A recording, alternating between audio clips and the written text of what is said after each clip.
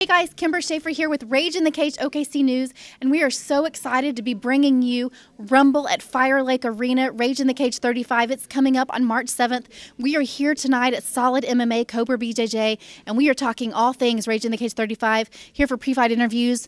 Got the man, Jeremy Jones, in the hot seat right now. He's ready for his pre-fight interview. And tell me, Jeremy, you know, last time you were on a Rage in the Cage card, didn't go your way at the end of the night. You ended up with a DQ, and, you know, you were just such a positive person. You are moving forward from that. What have you taken from that, and what are you doing differently this time? Honestly, I didn't really see too much of what happened. I know somebody just wanted a way out of the situation. I'm just building off what I was doing. I never stopped training. I actually went and trained the next day following the fight. And this time I'm focusing a lot more on my technique, a lot more on where my placement of my feet, my hands, everything are. I'm training twice as hard as I have been training ever. I'm 6-7 hours in the gym every single day. Just taking from that and making it what I need to make out of it.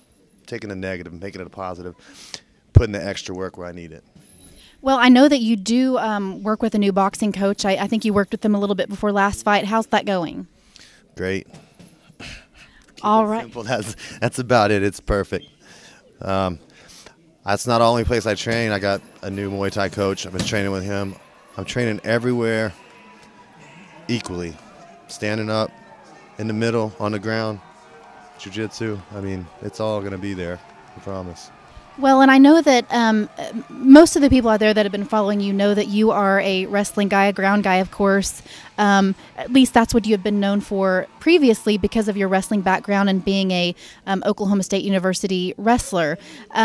Great success in that as a career, but you have very much evolved and you are very comfortable standing up. And so you're just improving on that. And so how do you feel about your stand-up now? I feel 100% with it. I feel comfortable everywhere in this cage. I'll lay up against it on the side corners. It doesn't matter where I'm at. Doesn't matter if I'm standing up. My stand-up game has changed 150%. I mean, without a doubt. I might throw kicks here and there. Everybody will find out someday, I guess. I don't like to put all my stuff out. You know, people might be watching, listening. That's kind of how it happens. And, you know, we do these interviews, and I think it's really important to do the interviews so the other fighters can get a feel of the person. And then also, as people are fighting fights in the future, you know, you can research the opponent and things like that. So I love it for that point. But I know that, you know, when you're in the moment and you're preparing for a fight, that you don't want to give away your game plan. So let's talk about something different. I know that you are training other fighters and you've started a new camp for guys that may not have the opportunity otherwise. Tell me how that's going, and some of the guys are actually going to be on this fight card. Yeah, there's actually two guys that train with me that's going to be on the fight card, Jeremy Robertson and Delwayne Stephanie. 145 guy, 155 guy. Little guys are going to be something to watch. It's going to be fun to see. Calling ourselves the Soul Snatchers because, you know, I'm taking in anybody that needs a place, and we're trying to work with it. I got Shape Fitness. Andy, the owner over there, is trying to help me. He's working with me, not charging anybody right now, so, I mean, that's a positive. We're eventually going to move out to Redline. They're building an MMA side of the gym out there, but until then, we're using what we got, and I'm building as I go, and we got about 6 or 7 guys now, so not including myself. What about your opponent? Let's talk Levi Queen. I know that you are familiar with some members of his family, actually train his uncle, is that correct?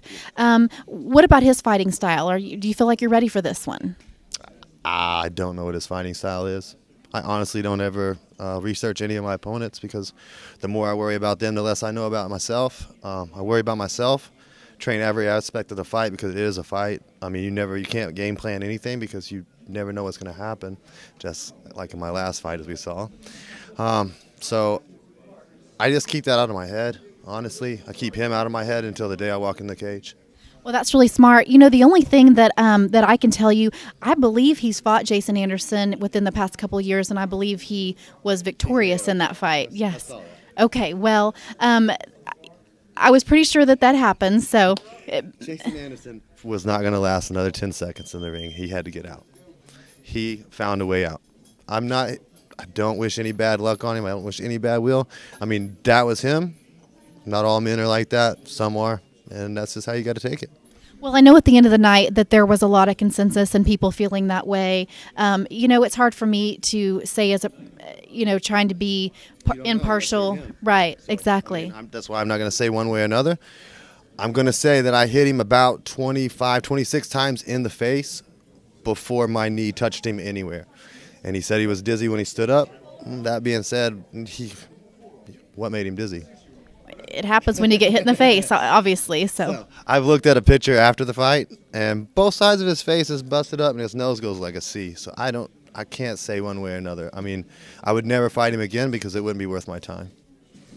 Understand that. So, well, I'm looking forward to this, seeing you in the cage again and come back from that. Before we go, is there any sponsors, any friends or family you want to give shout outs to? Well, I just signed with Mike Hale Management.